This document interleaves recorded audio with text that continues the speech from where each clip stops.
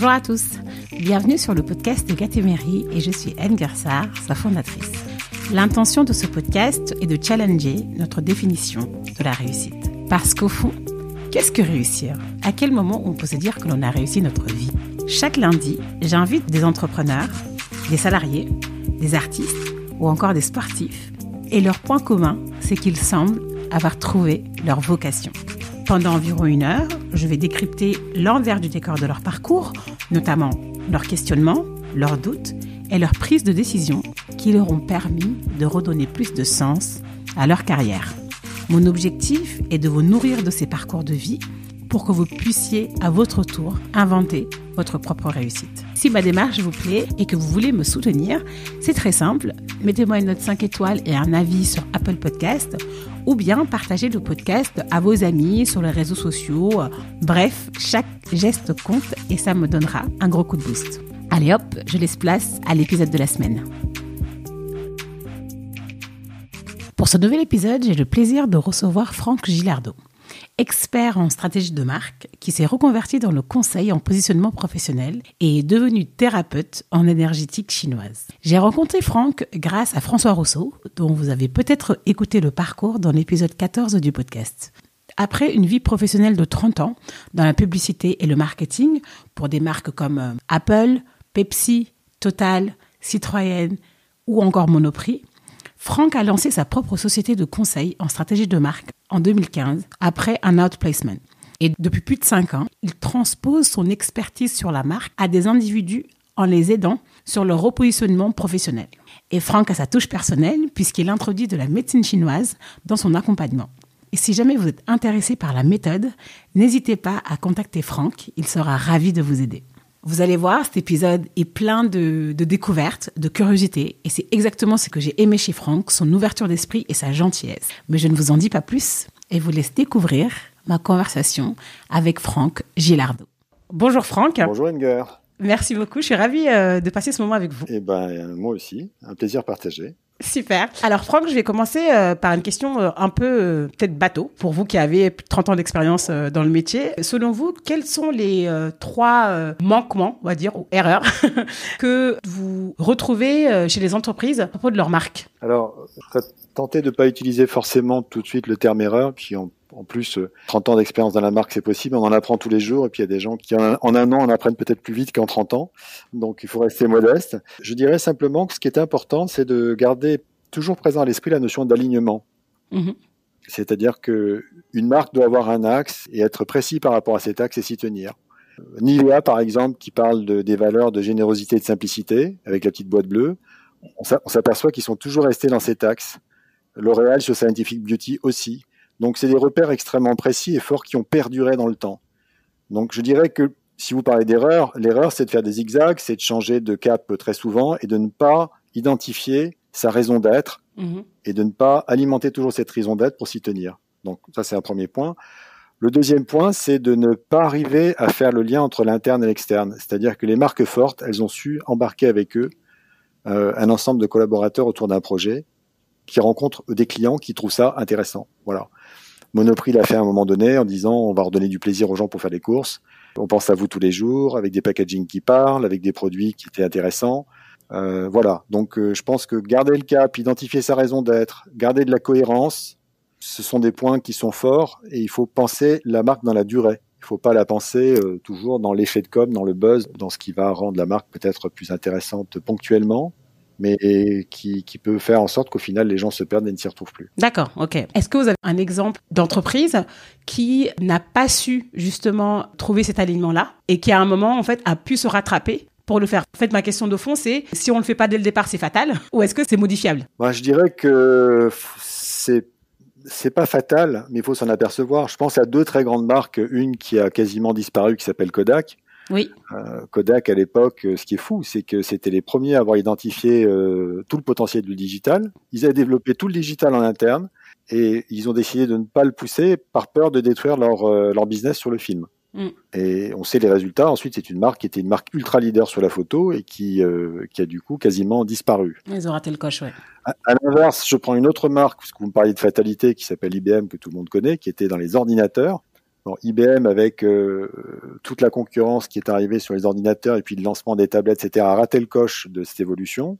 Mais en revanche, ils sont complètement réinventés dans la notion de solution informatique. IBM Solutions for a Smarter Planet, c'est véritablement une entreprise qui est sortie du hardware pour aller vers le software.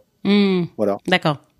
Donc voilà l'exemple d'une entreprise qui a su complètement se réinventer, et finalement les ordinateurs c'est Lenovo et ça a été revendu. Donc il y a pas de fatalité. D'accord. En revanche, il y a des choix stratégiques lourds qui sont enfermants, et ça a été le cas de Kodak. Non, je comprends.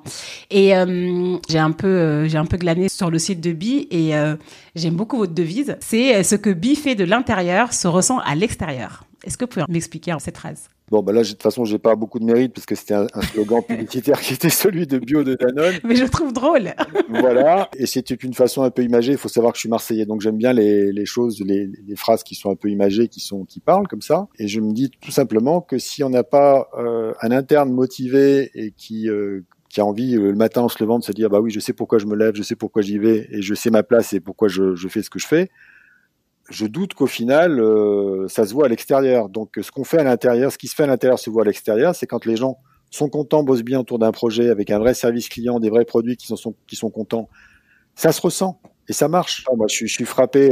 J'ai découvert depuis quelques années Spotify. Je suis dingue de musique et objectivement, pas mal de gens, bon bah j'ai pas votre âge, mais qui me disaient mais mon Dieu, mais non, mais c'est du digital et c'est pas bien, c'est du MP3 et qu'est-ce que tu fais, etc. Je dis mais attendez, vous y êtes pas, c'est vraiment bien, c'est extra. J'ai découvert plein de trucs, c'est fantastique. Et c'est une entreprise, je trouve, qui a complètement révolutionné la façon d'écouter la musique aujourd'hui. Complètement. Je suis pas allé voir à l'intérieur chez Spotify comment les gens sont et s'ils sont véritablement totalement heureux. Mais nonobstant ce point, enfin moi c'est la première chose que je vérifie. Il y a même une étude, Great Place to Work, qui est assez intéressante. Et je la conseille toujours à des gens que j'accompagne d'un point de vue professionnel. Je dis, regardez, il n'y a pas forcément que les grandes entreprises, il y a aussi les TPE, les PME. Bien sûr. Il y a des classements qui sont donnés là-dessus. Et vous verrez que si les gens sont bien à l'intérieur, généralement, c'est des entreprises qui marchent et qui fonctionnent. Il y a plein d'études aussi sur justement le lien entre l'alignement, le sens et la performance. C'est un peu ça. C'est un peu ça, mais c'est lié à un mot important pour moi qui est celui d'engagement.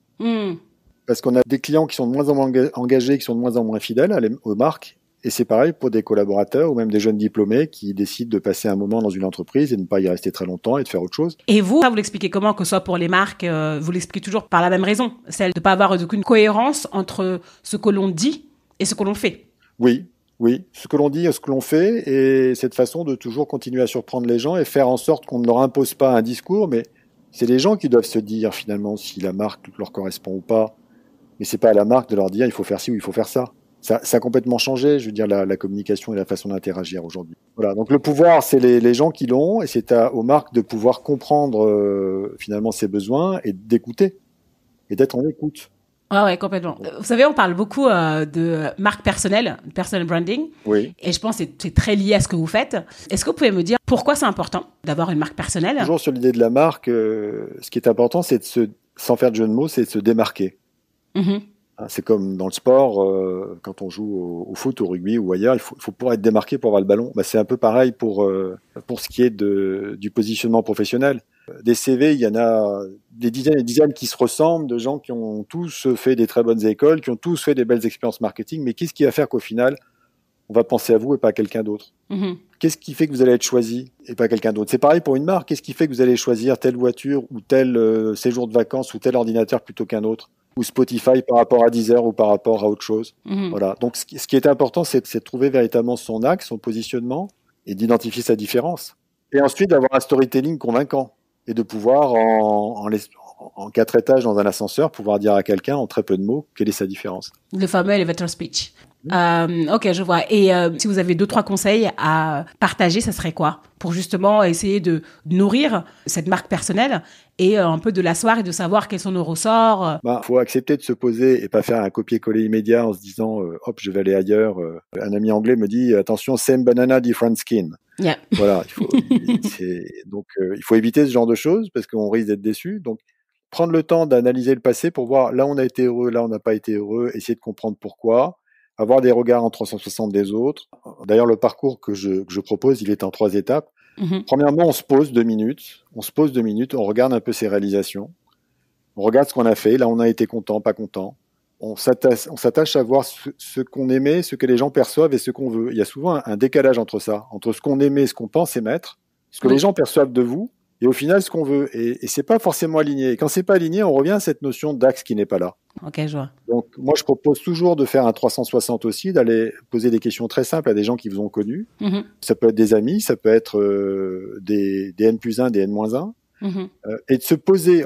L'idée c'est pas de rester pendant un mois à se poser, à réfléchir, mais d'avoir un regard un peu intéressant sur le passé, un peu créatif, pour essayer d'identifier des zones d'ombre qu'on n'a pas forcément identifiées, et c'est des zones d'ombre qui peuvent s'avérer être des zones de lumière. Première étape. La deuxième, c'est faire comme pour les marques, c'est-à-dire avoir une démarche un peu plus disruptive, un peu out of the box. Donc, c'est utiliser des techniques comme la disruption, comme le Blue Ocean. Enfin, il y a plein de techniques qu'utilisent les marques.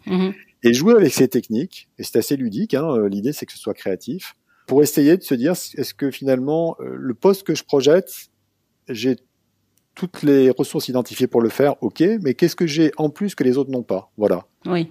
Ça, c'est important. Et la troisième étape, c'est passer à l'action. Donc, passer à l'action, il faut définir un storytelling convaincant, il faut avoir un CV, un LinkedIn convaincant et y aller.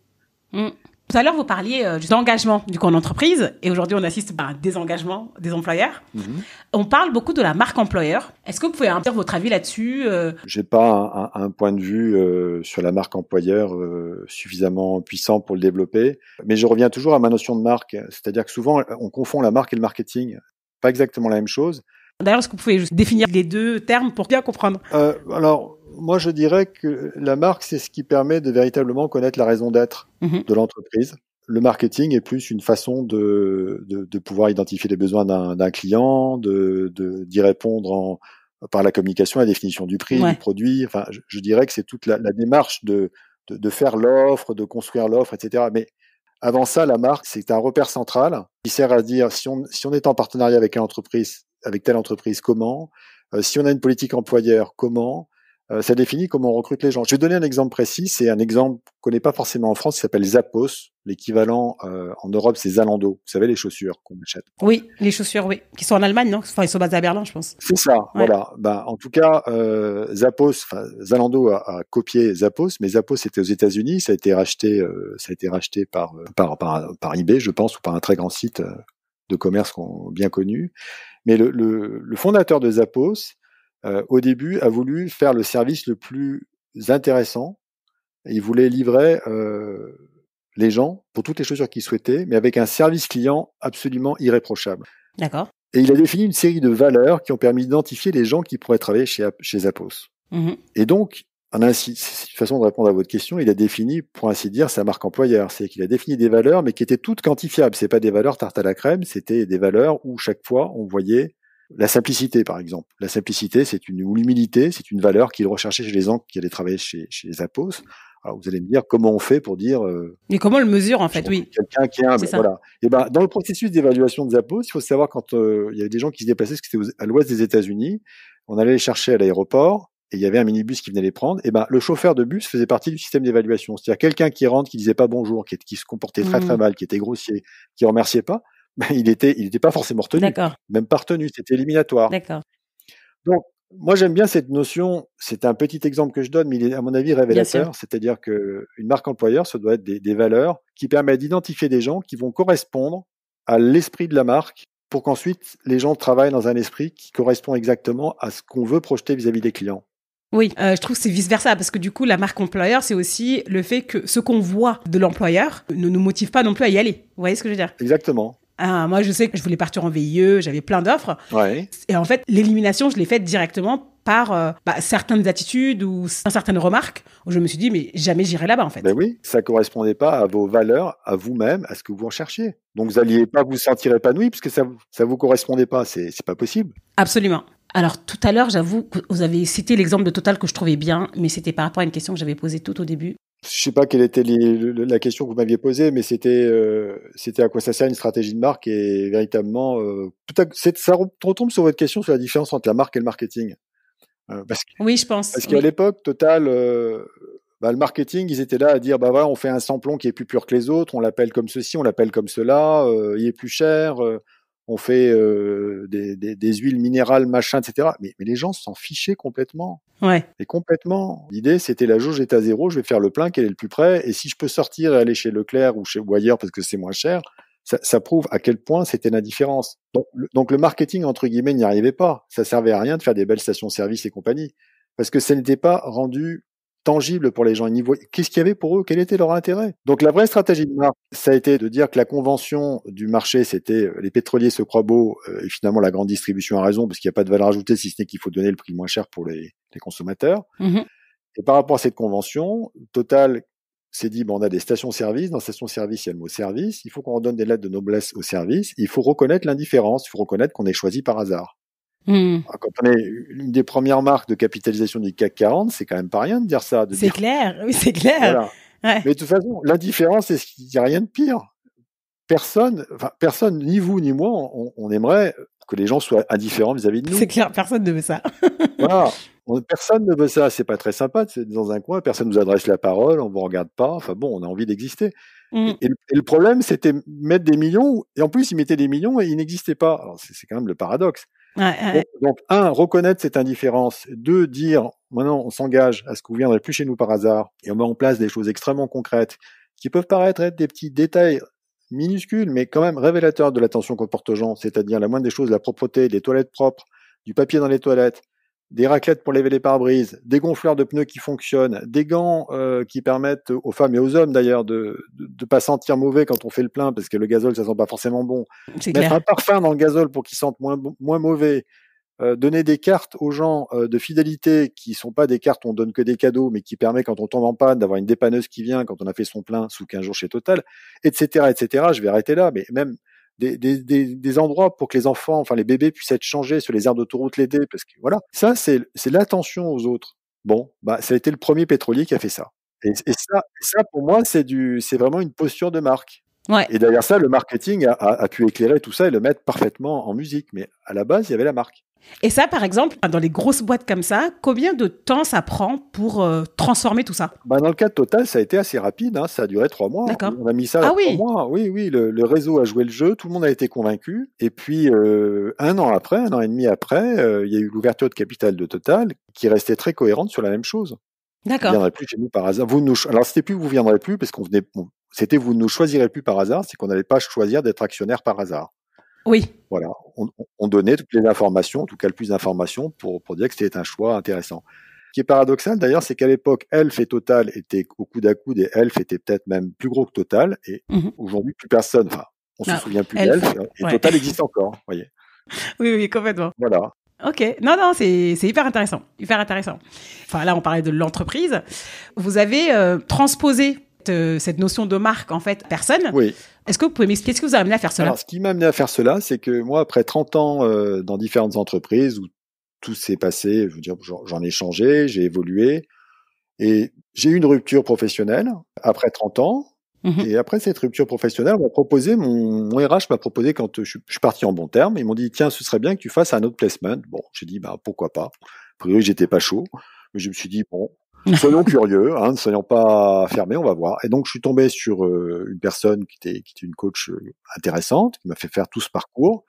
J'ai fait tout ce parcours et ça a quand même révélé une chose, qu'il était temps pour moi de sans doute créer ma propre entreprise. C'est-à-dire qu'elle m'a fait m'apercevoir que pendant au moins les 10 dernières années des entreprises où j'avais été, j'avais toujours essayé de chercher à créer des mini-entreprises ou divisions ou business units au sein de ces entreprises, comme si je voulais créer un univers avec des gens où je me sentais bien. On était peut-être 10, 15 ou 20, mais j'étais pas à manager 200 personnes. Donc je me suis dit, mon style, c'est plutôt ça que manager des grandes divisions. Donc il faut apprendre à se connaître. Et moi, je me suis dit, voilà, j'ai peut-être mis un peu de temps, mais finalement c'est ça. Ce que j'ai fait pendant beaucoup d'années pour les autres, je me suis dit, elle m'a dit, mais pourquoi tu n'essaies pas de le faire pour toi-même? Bien sûr.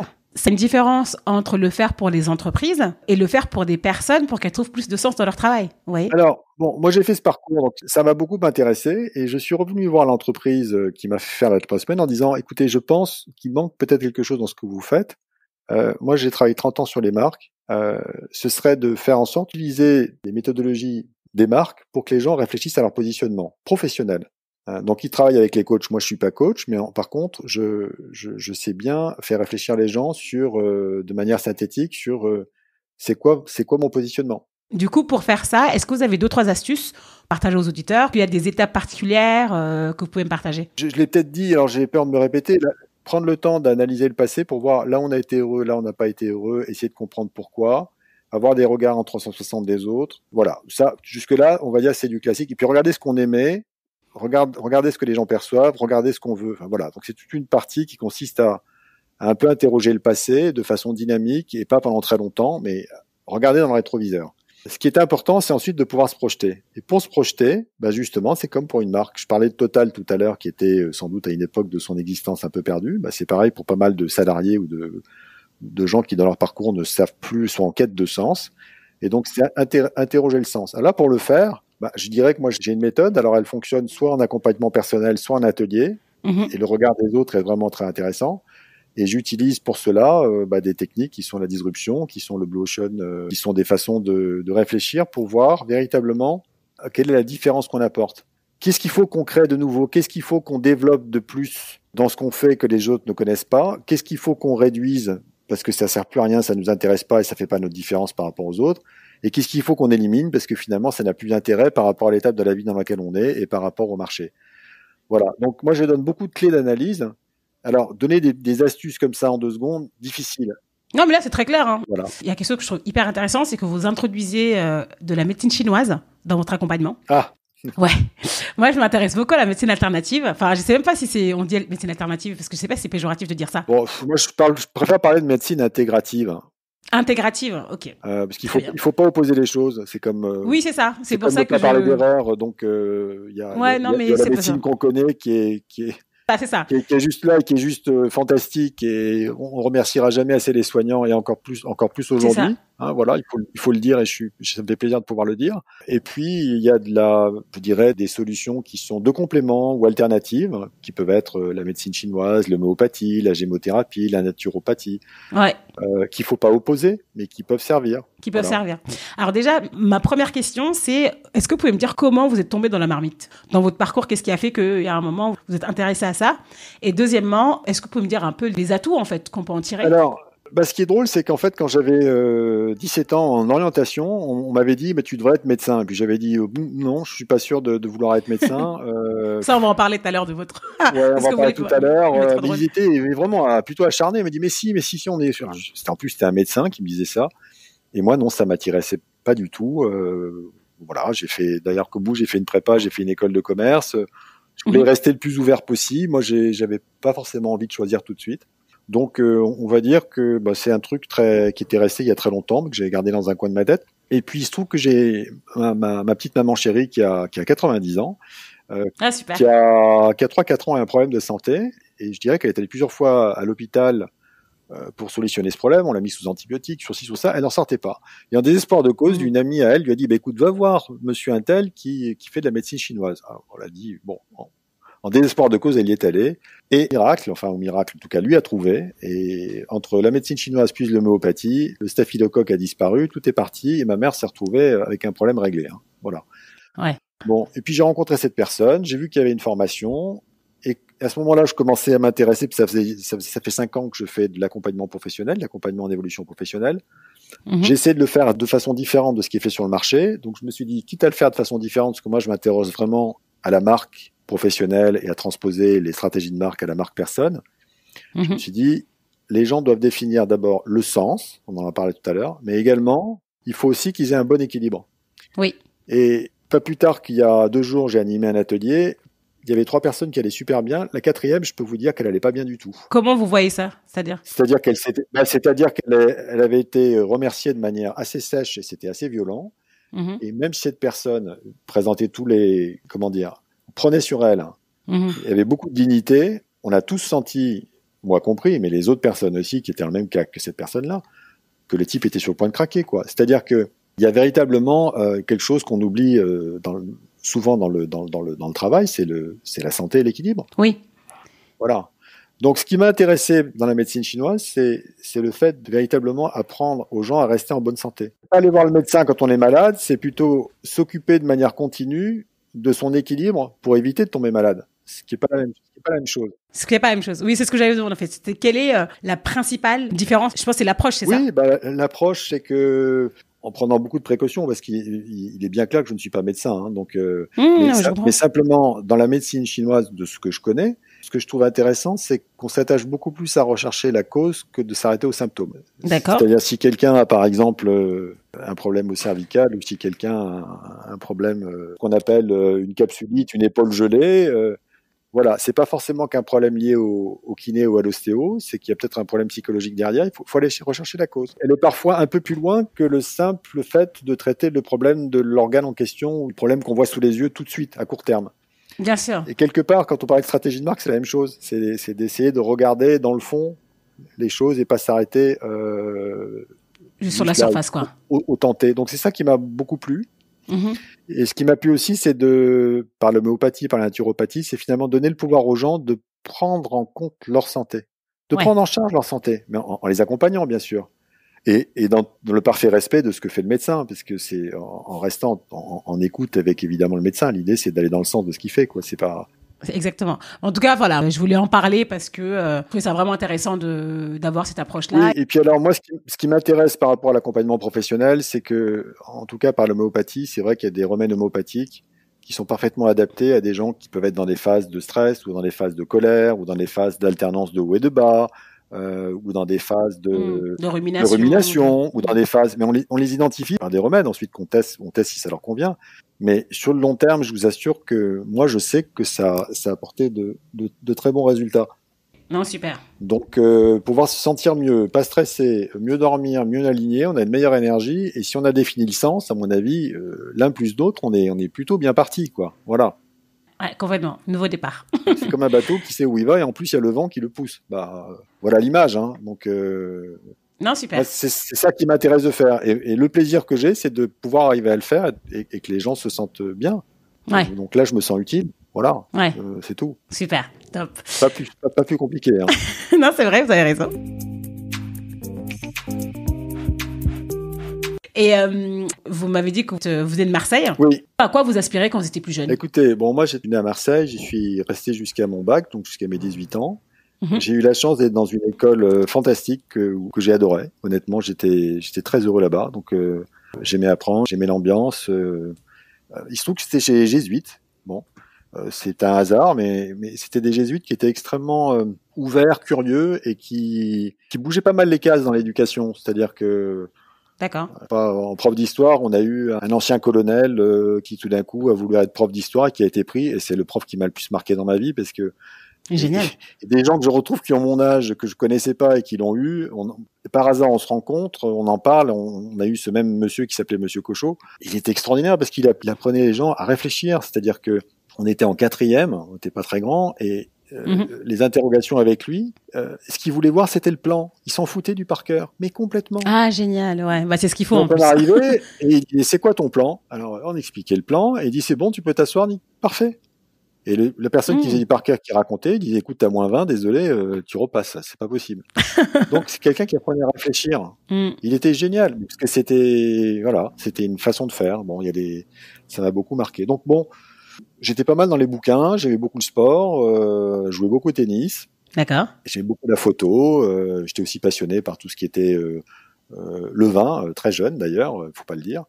Tant pis, on l'a dit. Ça me plaisait beaucoup, donc côté un peu épicurien.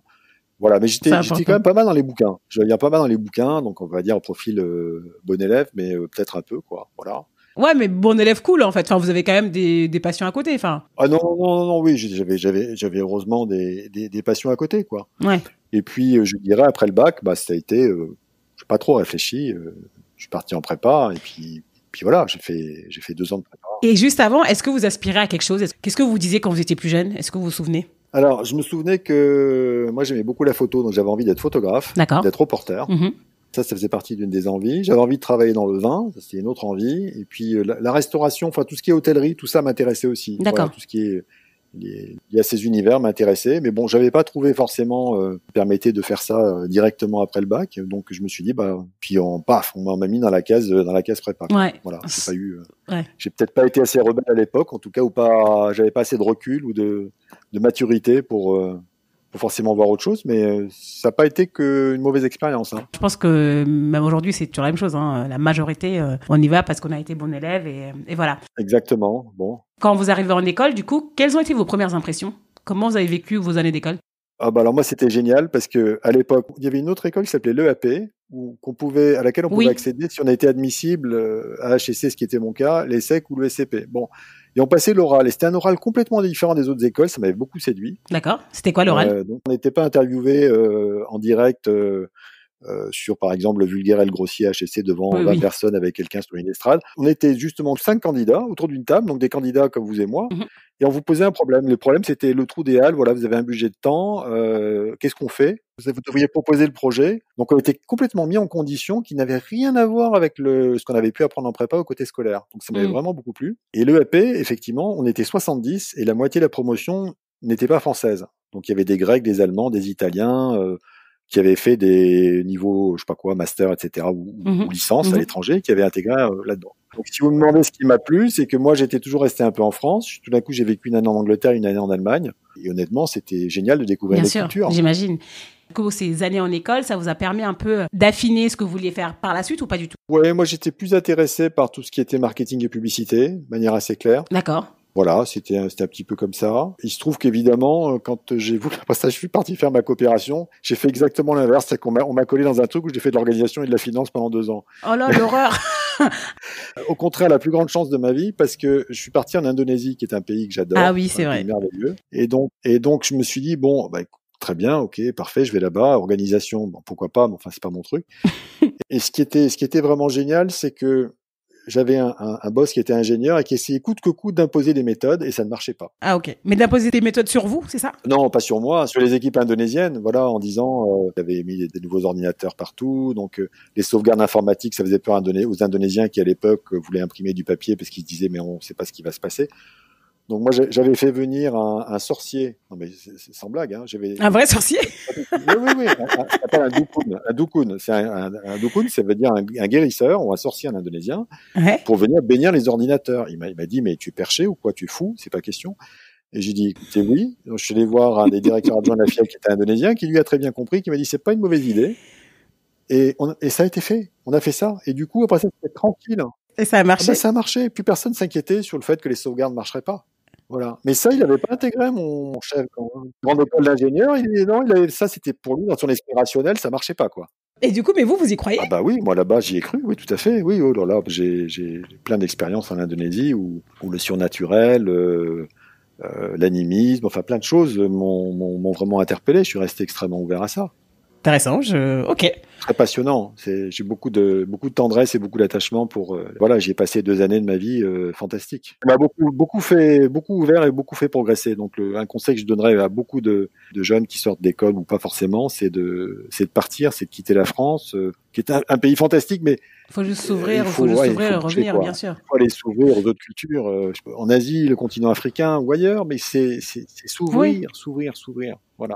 Puis surtout, en fait, vraiment, avec le VIE et, du coup, vous, à l'époque, la coopération, c'est vraiment, c'est le jackpot, en fait. C'est le jackpot, oui, c'est vraiment jackpot parce que on découvre tellement de choses et tellement rapidement. Exactement. Il n'y a pas de sujet là-dessus. Très vite, vous avez su que c'était le marketing ou la publicité, votre voie.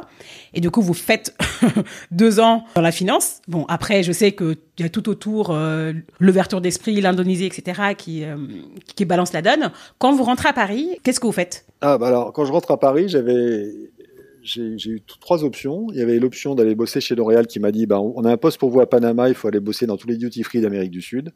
Vous savez, c'est 2 ans de voyage en Indonésie. En plus, j'ai mis 6 mois à rentrer. Avec ce que j'avais économisé, j'ai fait un voyage de 6 mois. Je n'allais pas rentrer tout de suite quand même. C'est clair. Donc, repartir comme ça, non, j'ai dit non. Et puis, j'aurais dit, moi, j'aimerais bien aller sur la route, apprendre à vendre et tout ça. Non, on vous envoie là-bas. Bon, très bien, mais c'était pas possible. Donc, non. L'autre solution, j'allais bosser pour Saint-Gobain à New York. Et ça me tentait. Alors ça, j'avais dit oui. Mais c'est les Américains qui ont dit non. Donc, j'ai pas eu ma green card. Ah, dommage. parce qu'on me prenait là-bas, c'était pour les flaconnages, pour les parfums, etc. Saint-Gobain, c'était des flaconnages. Donc c'était ça que j'aurais eu envie de faire. Moi, j'aurais envie de partir à New York. Et la troisième option, c'était de travailler dans la publicité.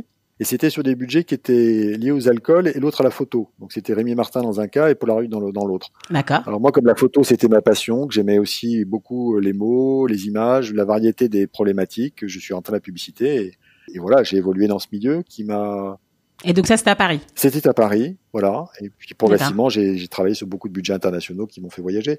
Mais j'ai eu la chance d'être sur des problématiques diverses. Je crois que c'est la diversité qui m'a beaucoup plu dans ce métier. Le fait de pouvoir faire une réunion avec Total et une heure après d'être avec les gens de Pepsi, c'est comme prendre un billet d'avion et être parti alors qu'on est à 200 mètres. Hein. Oui, c'est ça. C'était ma question d'après, parce que du coup, vous avez été VP stratégie chez Havas, dans des très, très grands groupes. Et ma question, c'était quels ont été les principaux enseignements que vous en avez tirés? Je crois que le métier a beaucoup changé, il s'est beaucoup digitalisé, évidemment. Mais ce qui me plaisait à l'époque, c'était d'être sur plusieurs secteurs, plusieurs problématiques. Je veux dire, moi, j'ai eu le plaisir de travailler pour Legrand dans les interrupteurs électriques. Et c'était génial d'aller à Limoges et puis en même temps de travailler pour Hermès sur la redéfinition des montres de luxe d'Hermès. Ça n'avait rien à voir, mais c'était également passionnant. Voilà, donc c'était de pouvoir être dans des milieux, finalement, des secteurs, des problématiques différentes. Et puis très progressivement, c'est le sujet de la marque qui m'a intéressé. Je suis passé par plusieurs phases. J'ai fait de la publicité au sens pur. J'ai fait aussi du publishing. J'ai fait aussi de la communication, notamment pour McDo. Et puis après ça, j'ai fait de la stratégie parce que dans une des agences où j'ai été, qui s'appelle toujours CLM BBDO, il y avait un planning stratégique très fort. Et moi, j'adorais ça. Ça m'intéressait. Même si j'étais commercial, j'étais très proche des planeurs. Et je me suis dit, c'est ça que j'ai envie de faire. Voilà. Donc, j'ai commencé progressivement à faire plus du planning et m'intéresser à la marque. Ce qui rend ça très cohérent avec ce que je fais finalement aujourd'hui. Bien sûr, c'est ça. Complètement. J'essaie plus de le faire pour les personnes, voilà, que pour, même si je le fais encore pour des entreprises. Maintenant, j'ai vraiment envie de passer mon temps au service des personnes, au service des gens. Voilà. Alors, moi, il y a une notion que j'aborde souvent sur ce podcast, c'est la traversée du désert. Est-ce qu'il y a un moment dans votre parcours où vous étiez, vous sentiez un peu perdu, ou vous saviez pas, parce que là, effectivement, aujourd'hui, vous avez trouvé votre sweet spot. C'est aussi une autre notion que j'aime bien. Ouais, j'aime bien le sweet spot, c'est comme au tennis. J'adore. Exactement. Je vais vous en parler juste après, mais est-ce que vous avez eu justement ces moments-là de doute? Oui, j'en ai eu un. Là, maintenant, j'y repense, j'ai eu un gros moment de doute, c'est que quand j'ai quitté CLM BBDO, j'ai été extrêmement heureux. Et d'ailleurs, c'est ce qui est tout à fait symbolique de ça, c'est que 30 ans après ou 25 ans après, on se retrouve toujours, c'est les anciens qui ont été chez CLM BBDO. Il y a des fêtes qui sont organisées. La dernière, c'était avant le Covid, heureusement. Mais c'est deux fois par an, il y a des fêtes qui sont organisées et on se retrouve tous. Même 25 ans après? Oui. Trop fort. Donc c'est quand même la preuve du lien et du fait qu'il s'est passé quelque chose, quoi. Voilà. C'est une école, quoi. Après, on retrouve. Ouais, c'est les alumni. Ouais, c'est ça. Et on a vraiment beaucoup de plaisir à se voir. Donc on n'avait pas le sentiment de travailler. On était animé par une question qui est, c'est quoi l'idée? Donc chaque fois, c'est quoi l'idée? Est-ce que l'idée est bonne? Et puis à la limite, un client trouvait pas l'idée bonne, ou le client nous disait, mais j'aimerais une alternative. On dit, non, on n'a pas d'alternative. Si l'idée est pas bonne, on en refait une autre. Voilà. Génial. Alors, quand c'est terminé, parce que les choses évoluent, et il se trouve que le fondateur est décédé, et qu'ensuite il y a beaucoup de choses qui ont changé, voilà, bon. Donc au bout de 7-8 ans, j'ai eu envie de partir, parce que les choses avaient changé. Je me suis dit, tiens, un truc que je connais pas, c'est la com, la partie communication. Tout ce qui est RP, communication d'influence, communication de crise et tout ça. Donc vraiment par curiosité, je me suis dit, je vais aller là-dedans, parce que moi, je le connais pas. Et donc, je suis allé dans une agence de communication, et là, franchement, ça a été ma traversée du désert parce que j'avais l'impression que je pensais que c'était un métier qui était proche du mien, mais en fait, pas du tout. C'est comme jouer au tennis et au ping-pong. On pense que c'est le même sport parce qu'on joue avec des balles, mais c'est pas le même sport. Hein. Voilà. Et donc, je me suis retrouvé là-dedans en disant, oh là là là là là là. Donc, ça a duré 1 an. Et suite à ça, j'ai réintégré la publicité en faisant un mélange de com finalement et de publicité en faisant de la pub corporate créative. Et donc j'ai fondé au sein d'une agence qui s'appelle Young & Rubicam une division qui s'appelait la division corporate. Voilà. Je voulais faire de la publicité corporate qui soit pas ennuyeuse mais qui soit créative. Voilà. Donc ma traversée du désert, ça a été ça. C'était cette année dans cette agence de com où j'ai pas trouvé mes marques. Bon, mais je m'en suis servi pour évoluer en me disant finalement il y a quand même des choses à apprendre dans la communication. intéressant. C'est différent de la publicité. Et peut-être qu'on peut faire les deux dans une agence qui n'a pas véritablement d'expérience en la matière. Donc le conseil que je dirais, c'est une traversée du désert. Il faut s'en apercevoir, mais il faut essayer de rebondir pour se dire ce que je faisais avant était bien. Et essayant d'utiliser cette traversée pour dire que finalement, je vais avoir un angle un peu différent de ce qu'on connaissait d'avant de moi et d'apporter quelque chose de nouveau en disant voilà, j'ai une idée et repérer l'endroit, le sweet spot comme vous dites, où il y a un manque et essayer d'apporter quelque chose de nouveau là où il y a un manque pour dire pourquoi pas le tenter avec moi. Ouais, non, complètement. Pour revenir à cette notion de sweet spot, est-ce que vous pouvez me dire en quoi ce que vous faites aujourd'hui avec Be et All You Can Be, vous êtes dans votre élément? Je suis dans mon élément parce que d'une part, j'ai toujours un pied en entreprise parce que je fais du conseil en positionnement d'entreprise, des entreprises qui fusionnent, qui repositionnent des activités, etc. Donc, je suis toujours au contact du business et des entreprises, mais dans les entreprises, véritablement. Donc, je connais les problématiques encore du business.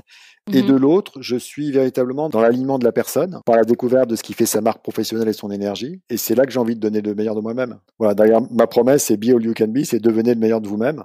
Moi, j'essaie d'être un passeur. Hein. C'est des gens qui ont les ressources en eux. Moi, Bien sûr. J'essaie juste de les révéler. Voilà, j'essaie juste de les développer, de les révéler. J'ai la chance de pouvoir être indépendant, d'avoir quelques missions, mais maintenant, je dirais, le tropisme de mon activité va de plus en plus aller vers Be All You Can Be, c'est-à-dire le conseil en évolution professionnelle et en positionnement professionnel, parce que c'est là que j'y prends le plus de plaisir et c'est là que je me sens le plus utile. Bien sûr. Ouais, je comprends tout à fait. Voilà. Quand j'ai des gens qui ont retrouvé, qui vous rappellent après, j'ai le cas d'une personne qui m'a rappelé 1 an et demi après, qui m'a dit, écoute, tu sais, c'est drôle parce que quand on a bossé ensemble, mes enfants étaient particulièrement attentifs, parce que quand je rentrais le soir, avant, j'envoyais plein de CV, j'ai téléphoné partout, etc. Et tout d'un coup, après qu'on ait travaillé, je ne le faisais plus. Alors, il s'inquiétait. Et il me dit, mais parce qu'en fait, avec le travail qu'on a fait ensemble, je me suis aperçu que comme mon sens était plus clair, il y avait des trucs que j'avais plus besoin d'envoyer. Ah oui. Ça servait à rien. C'est ça. Et donc, ça m'a aidé à être plus précis. Et donc, j'ai trouvé ma cible. Et là, je suis dans une entreprise où je suis hyper heureux. Et donc, il m'a rappelé pour faire une mission de positionnement professionnel d'une BU de son entreprise, 1 an et demi après. Ah, génial. Mais ce que vous dites est hyper intéressant parce qu'il y a 2 jours, je parlais à une amie, justement, elle aussi, elle est en recherche. Elle me disait, je préfère faire plein de shoots partout. Mais comme ça va maximiser mes chances. Et je lui disais, mais non. Non. Réfléchis à ce que tu veux à peu près, même si c'est pas clair, et tu gagneras beaucoup plus de temps. Exactement. Et en fait, c'est une erreur hyper commune. Et même, je pense, même nous, vous et moi, quand on a fait ces écoles, ces études, c'était ça aussi. C'était ce truc de se dire, on ne se ferme pas de porte. C'est ça.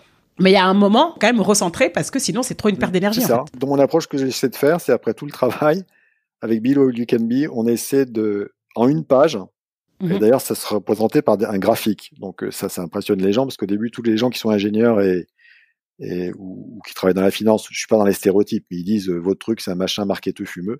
Oui, c'est clair. Et après puis, quand c'est et puis je leur dis mais attendez, après ça vous allez faire des courbes, ça va se quantifier, il y a des abscisses ordonnées. Ah bon? Oui, vous verrez et vous verrez vous allez les attentes qu'aura un cabinet de recrutement ou une entreprise avec un N-1 par rapport à vous, vous allez vous positionner sur les attentes sur le poste, vous pensez être les attentes et vous allez mettre en exergue aussi les points de différence qui sont les vôtres. Bien sûr. Qui vont pas vous mettre en jeu, mais qui vont faire que vous allez être choisi en mettant en face les bonnes réalisations. Et souvent, les gens font cet exercice, s'aperçoivent que les courbes qu'ils font sont totalement amalgamées aux autres, c'est qu'ils n'arrivent pas à se différencier. Alors, je leur dis, il y a 2 choses, ou bien vous différenciez pas parce que finalement, vous êtes en train de refaire un copier-coller, vous faites le même poste et vous n'arrivez plus à vous différencier, ou alors vous n'avez pas trouvé vos différences. Et de là, parfois, il y a des gens qui se disent, j'avais un autre projet dans le fond du placard depuis des ans qui était de monter une entreprise. Ah bon? Bien sûr. Enfin, ça me fait penser à autre chose aussi. C'est, vous savez, quand on passe les entretiens d'école. Ah oui. On se dit, purée, on va tous passer devant le même jury, mais comment je me démarque? Et bizarrement, on arrive à être hyper ingénieux, à ressortir des exemples de ce qu'on a fait, parce que du coup, on a 20 ans, on a 21 ans, 20 ans, on n'a pas fait grand chose, mais on arrive quand même à trouver des ressources. Sauf qu'en fait, ce qui est marrant, c'est que 10 ans après, vu qu'on est passé dans les mêmes boîtes, ça va être conseil, etc., en fait, on est encore dans la masse et on n'arrive plus à trouver notre plus, en fait. Je suis complètement d'accord avec ce que vous dites. Le point important, c'est d'identifier la façon que vous avez de faire les choses. Il y a certaines personnes qui sont plus dans la conception. Ils aiment beaucoup réfléchir. Il faut pas qu'on les dérange tout de suite. Ils ont besoin de recul, d'analyse, de ceci, de cela. Des autres, ils sont beaucoup plus dans l'action. Il faut que ça aille tout de suite, très vite. Voilà. Et il y en a d'autres qui aiment aider les gens à grandir. Voilà. Et on s'aperçoit qu'ils ont toujours voulu faire ça aussi. Et donc, c'est quoi votre façon de faire les choses? C'est vrai que réfléchir en façon, c'est intéressant. Ouais. Moi, la vôtre, c'est vrai, effectivement, d'être dans l'action. Moi, j'en connais d'autres qui sont dans la conception de trucs extrêmement complexes. Je serais incapable d'imaginer une supply chain ou une façon complètement innovante de repenser les approvisionnements, etc. Voilà, mais finalement, c'est faire le lien entre ce qu'on sait faire et ce qu'on est en tant que personnalité. C'est l'un et l'autre. C'est le cœur et la tête, quoi. C'est la raison et c'est également la partie émotionnelle, quoi. Donc, faut allier les deux. Non, je trouve ça hyper intéressant. Franck, est-ce que vous pouvez me dire, pendant vos différentes transitions, quelle a été votre plus grande peur ? Ma plus grande peur, c'était de me dire que je ne serais pas utile. Ma grande peur, c'est d'être dans un truc où on s'aperçoit qu'on sent pas les choses et on sert pas à grand chose. Voilà. Quand on sait pas à quoi on sert, on n'a pas trouvé sa place. Et donc, on a un titre, on a un salaire. Bon, d'accord, mais ça a été juste une fois pendant 1 an, cette traversée du désert. Sinon, le reste du temps, heureusement, je savais quand même assez bien à quoi je servais et je savais aussi là où j'étais bon et là où j'étais moins bon. Voilà. Très clair. Est-ce que vous pouvez me partager un livre qui vous a particulièrement marqué dans votre vie et pourquoi il vous a marqué ? Ouh là là, il y en a beaucoup. Hein. Après, pour en citer 2 ou 3 si vous voulez, hein, mais si vous en aviez un top 3, ça serait quoi ? Ou top 1, si vous l'avez. Top 1. Alors, moi, ce ne serait pas des ouvrages de management et compagnie. Ah non, mais j'imagine. C'est rarement ça, d'ailleurs. Non. Moi, j'aime beaucoup un auteur. Alors, il se trouve que je suis Marseillais. C'est un auteur de Manos qui s'appelle Jean Giono. Voilà. D'accord. De ce monde. Franchement, vous prenez n'importe lequel de ces livres, c'est un tel bonheur, c'est une redécouverte de toute la beauté de la langue française, et c'est également accessible, et c'est quelqu'un qui envoie des images qui sont présentes. C'est comme si on avait un film qui se présentait devant nos yeux, mais c'est un film que la personne crée et qu'on crée avec lui. Ah, génial. Ok. Super. Et parmi ces livres, un qui vous a particulièrement... Oui, un livre qui s'appelle « Un roi sans divertissement ». D'accord. Je vais noter tout ça. Un roi sans divertissement. Un roi sans divertissement, qui est un des livres qui est un peu moins un livre où il raconte des choses autour de Manos, qui est de la vie provençale, mais c'est presque une enquête policière aussi. Donc c'est un peu comme un thriller. Vous verrez le début si vous le lisez. Ce village sous la neige, on a l'impression que quand on marche, on entend le crissement de ses propres pas dans la neige, quoi. Et je trouve que d'arriver à créer ce genre de ressenti physique de l'écriture, c'est tout bonnement magnifique, quoi. Génial. Écoutez. Je vais le noter, voilà, et je vais aussi essayer de me le procurer. Quel est le meilleur conseil qu'on vous ait donné ? Sois toi-même. Super. Sois toi-même parce que les autres sont pris. C'est ça. C'est Oscar Wilde, non ? C'est Oscar Wilde. Voilà. Non, un autre auteur que j'aime beaucoup, c'est Oscar Wilde. J'ai toujours beaucoup aimé l'humour britannique. Donc. Et comment est-ce que vous progressez de manière personnelle ? Qu'est-ce que vous fait grandir ? Les autres, ma famille. Ma femme, mes enfants, tous mes amis. Non, c'est vrai, ma femme m'a fait beaucoup grandir. J'étais peut-être moins facilement dans le contact avec les autres. Elle a un contact extrêmement facile. J'ai vraiment appris beaucoup à son contact et dans sa façon de me sentir à l'aise avec les gens, ce qui n'était pas forcément mon cas quand je sortais de prépa et compagnie et de mes bouquins. Voilà, donc ça a pris un certain temps et que c'est bien de se sentir à l'aise avec les autres. On se sent bien et finalement, on voit dans les yeux des autres ce qu'on est. C'est ça qui est intéressant, je trouve. C'est vrai. Moi, j'aime beaucoup la musique. Il y a un auteur, un chanteur que j'aimais beaucoup qui s'appelait Gil Scott-Heron, un Américain. Ok, je connais pas. Afro-américain, fantastique, dont les textes sont sublimes. Voilà, c'est de la soul funk des années 80. D'accord. Et il disait, si on est soi-même, on le voit dans le regard des autres. Ouais. Non, c'est vrai. Les autres vous renvoient ce que vous êtes énervé, ça va pas se passer en face parce qu'ils le sentent. Là, donc, je trouve que c'est les autres qui font grandir. De temps en temps, ils tapent sur le système, bien sûr, mais au final, on est là pour vivre ensemble, quoi. Oui, donc, c'est génial. Et quel est votre moteur ? Qu'est-ce qui vous drive ? Déjà, il y a le café de ma femme qui est très bon. Il y a le yoga que j'ai découvert il y a 1 an. Franchement, ça a été une vraie découverte. Ouais. J'y suis allé pour les mauvaises raisons parce que même si je fais beaucoup de sport, je suis plutôt raide. Alors je me suis dit, je vais y aller pour être souple. D'accord. Je me suis aperçu que ça servait beaucoup à la souplesse mentale, le yoga. Oui, c'est plus simple. Voilà. Et donc l'objectif, c'est pas forcément d'atteindre ses pieds, c'est d'apprendre à respirer. Voilà. Et la respiration, c'est la première santé. Enfin, le premier acte de santé, c'est bien respirer. Oui. Et je suis frappé du nombre de gens qui ont les diaphragmes bloqués, qui savent plus respirer, ça bloque, vous voyez ? Oui, bien sûr, je vois très bien. Ça circule pas l'énergie. Donc on revient à la médecine chinoise et compagnie. Oui. Et honnêtement, j'essaie de faire à ma manière. Je fais 15 minutes le matin. Si je les fais pas, je suis pas centré, quoi. Donc, oui. Après ça, je me sens pas en capacité de bien faire ma journée. Ouais. Non, mais en fait, ce qui est dommage, c'est que ces pratiques, elles sont tellement à la mode que beaucoup de personnes pensent que c'est oh là là, c'est parce que c'est la mode en fait. Mais en fait, ça fonctionne vraiment. C'est comme la méditation. C'est des choses qui permettent vraiment d'être centré et de bien démarrer sa journée. Ouais. Moi, je suis d'accord avec vous. Mais ce qui me fait me lever le matin, c'est surtout avoir le sentiment, c'est pas tous les jours le cas, hein, mais si j'arrive à me dire que ce que je fais sert à quelque chose, ça, je suis content. Qu'est-ce que la réussite pour vous ? Oula, qu'est-ce que la réussite pour moi ? C'est tout le sens du podcast. Je dirais que c'est savoir où on va et y aller en confiance. Donc les gens qui savent où ils vont et qui y vont en confiance, moi je pense que c'est une réussite. Une phrase que vous avez déjà sans doute entendue 10 fois, mais qui est quand même assez vraie, qui dit « il n'y a pas de vent favorable à celui qui ne sait pas où il va ». C'est ça. Ouais. Et je trouve ça assez juste. Donc par rapport à votre ami dont vous parliez tout à l'heure, qui répond à toutes les annonces dans tous les sens. Oui, mais après, c'est tout le problème. Et justement, il y a beaucoup de gens qui ne savent pas où ils vont. Non, c'est vrai. C'est qu'en fait, il y a un gap. On sait que pour réussir, entre guillemets, c'est de savoir où on va. Oui, mais c'est savoir où on va, mais y aller en confiance et en justesse, quoi. C'est pas juste savoir où on en va. Il y a des gens qui sont super décidés. C'est ouais, je vais là, machin, etc. Oui, non, oui. C'est y aller, mais de manière posée, de manière équilibrée, de manière juste, de manière où on est aligné par rapport à ce qu'on est et que voilà, on a trouvé sa raison d'être finalement. Ouais, non, complètement. Enfin, la définition de la réussite, c'est les gens qui ont pu trouver leur raison d'être, qui résonnent exactement avec ce qu'ils sont. Mais qu'on soit médecin, qu'on soit pompier, qu'on soit boucher comme mon pote en bas qui est super sympa, ou fromager qui est à côté, qui était kiné avant, ou qu'on soit femme au foyer, on sent qu'on est à sa place. Ouais. Je sais pas, mon prof en médecine chinoise dit souvent la voie s'ouvre ou elle ne s'ouvre pas. Parce que souvent, on a beau essayer de pousser, ça marche pas. Mais il faut peut-être se poser la question du fait que c'est peut-être pas ça, ça vient de nous, quoi. C'est-à-dire que on n'est pas aligné ou on essaie de se battre sur un truc, mais c'est pas ça. Oui, du coup, se donner une raison, en fait. À ce moment-là, il faut déplacer et essayer de trouver autre chose, quoi. Donc, on est tout le temps dans cette recherche. Et c'est toujours instable. Ah, ouais. Mais c'est ça qui rend ça intéressant. Si c'était tout stable et homogène, ce serait pas drôle. Clairement.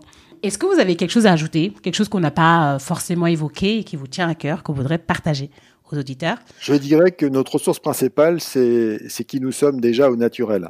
C'est quand on a fait véritablement appel à nos qualités qu'on obtient les meilleurs résultats. Je trouve qu'il y a beaucoup de gens qui passent beaucoup de temps à essayer de corriger leurs défauts, qui consomment beaucoup d'énergie en le faisant. Donc, je pense que mon conseil, c'est de bien identifier ses forces et les valoriser. L'autre conseil, je dirais se mettre en mouvement, parce que je pense que le bonheur réside dans l'action. Oui. C'est vraiment là qu'on se sent exister, donc il faut accepter le mouvement, parce qu'il est permanent. Quand il n'y a pas de mouvement, il n'y a plus de vie. C'est vrai. Après ça, je pense aussi, un autre conseil, c'est d'arrêter de se comparer aux autres, parce qu'on n'est pas heureux, on se compare aux autres. Il y a beaucoup de gens qui essaient de se comparer, ça sert à rien, je pense. Ça sert surtout à se rendre pas très heureux. Et puis le quatrième conseil et dernier, et j'en ai déjà parlé, c'est si ça marche pas, essayez autre chose. Je disais le chemin s'ouvre pas, et s'il s'ouvre pas, c'est qu'on n'est pas aligné ou que c'est pas exactement ça qu'il faut faire. Il y a une raison, ouais. Et que notre vérité n'est pas là, quoi. Ouais. Non, très clair. Et si les auditeurs veulent vous joindre, vous suivre, où est-ce qu'ils peuvent le faire ? Ils peuvent le faire sur le site de BioUTMB. De toute façon, je vais tout écrire. Hein. Ouais, je vais mettre tous les liens, les sites, les références. Sur LinkedIn, peut-être ? Sur LinkedIn, ouais, tout à fait. Sur LinkedIn, avec grand plaisir. J'aurais plaisir à échanger avec eux. Super. Écoutez, merci beaucoup, Franck. C'était génial. Mais de rien, Inger. J'ai adoré. Moi aussi. Merci beaucoup. À bientôt. À bientôt, merci à vous. Au revoir. Merci. Alors, qu'avez-vous pensé de cet épisode ? N'hésitez pas à me donner votre feedback en m'écrivant sur les réseaux sociaux, LinkedIn et Instagram de préférence, avec le pseudo @gatemery, ou bien sur le site internet www.gatemery.com. N'hésitez pas d'ailleurs à vous inscrire à la newsletter que je vais lancer prochainement. Dernière chose très très importante pour moi et un peu pénible pour vous, c'est de me mettre une note 5 étoiles sur Apple Podcast. Pourquoi c'est important ? C'est que plus j'aurai de notes, plus le podcast pourra être découvert facilement par d'autres personnes. Ou sinon, juste partagez le podcast aux réseaux sociaux, partout, partagez-le. N'oubliez pas de vous abonner à votre plateforme d'écoute préférée pour ne pas rater les prochains épisodes. Portez-vous bien et je vous dis à la semaine prochaine.